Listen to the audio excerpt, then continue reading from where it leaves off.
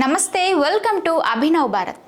తెలంగాణలో గతంలో బీఆర్ఎస్ ప్రభుత్వం ఉన్నప్పుడు ప్రతి ఏటా బతుకమ్మ పండుగ సందర్భంగా మహిళలకు చీరలు అందించేది.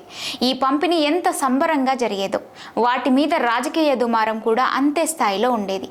ఆ చీరల్లో నాణ్యత లేదని, కమిషన్ల కోసం బయట రాష్ట్రాలకు కాంట్రాక్టులు ఇస్తున్నారని, దీంతో అటు మహిళలకు ఇటు నేతన్నలకు అన్యాయం జరిగిందని కాంగ్రెస్ పార్టీ ప్రతిపక్షంలో ఉండగా తీవ్ర విమర్శలు చేసింది.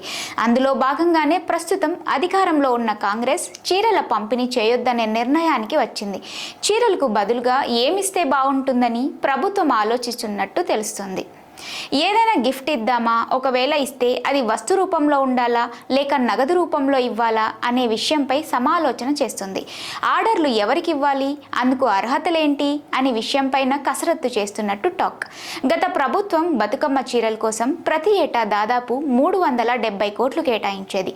అందులో సగం నిధులు దళారుల చేతిలోకి వెళ్లాయనే ఆరోపణలు ఉన్నాయి. చీరల నాణ్యతపై మహిళలు రోడ్డెక్కి ఆగ్రహం వ్యక్తం చేసిన ఘటనలు ఉన్నాయి.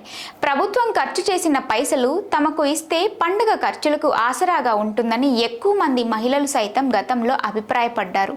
నాటి అభిప్రాయాలను పరిగణలోకి తీసుకున్న ప్రస్తుత ప్రభుత్వం అంతే మొత్తంలో మహిళలకు గిఫ్ట్గా ఇవ్వొచ్చని భావిస్తున్నట్టు ఓ సీనియర్ ఐఏఎస్ అధికారి వెల్లడించారు. అయితే దీనిపై ఇంకా తుది నిర్ణయం తీసుకోలేదని తెలిపారు. త్వరలో సీఎం వద్ద జరిగే సమీక్షలో దీనిపై ఏదో ఒక డెసిజన్ తీసుకునే ఛాన్స్ ఉందని వివరించారు. వివిధ రాష్ట్రాల్లో ఆయా పండుగల సమయాల్లో అక్కడి ప్రభుత్వాలు ప్రజలకు ఏమైనా బహుమతులు ఇస్తున్నాయా లేక వస్తువులు అందిస్తున్నాయా, నగదు అందజేస్తున్నాయా అనే విషయాలపై అధికారులు ఆరా తీస్తున్నట్టు తెలుస్తోంది. ఏపీలో సంక్రాంతి పండుగ సందర్భంగా అక్కడి ప్రజలకు ఉచితంగా చక్కెర, ఆయిల్, బెల్లం, నెయ్యి, శనగలు, కందిపప్పు పంపిణీ చేయగా ఇక్కడ కూడా అదే తరహాలో వస్తువులు ఇస్తే ఎలా ఉంటుంది అనే డిస్కషన్ సైతం జరుగుతున్నట్టు తెలిసిందే. ఇలాంటి వాటిలో అక్రమాలు జరిగే ఛాన్స్ ఉంటుందని అనుమానాలు సైతం వ్యక్తమవుతున్నాయి. మరోవైపు తెల్ల రేషన్ కార్డు హోల్డర్లకు 200 లేదా 250 రూపాయల నగదును చేతికి ఇవ్వడమో లేకపోతే నేరుగా వారి బ్యాంక్ అకౌంట్లో వేయడమో చేస్తే ఎలా ఉంటుందనే కోణంలోనూ ఆరా తీస్తున్నట్టు తెలుస్తోంది.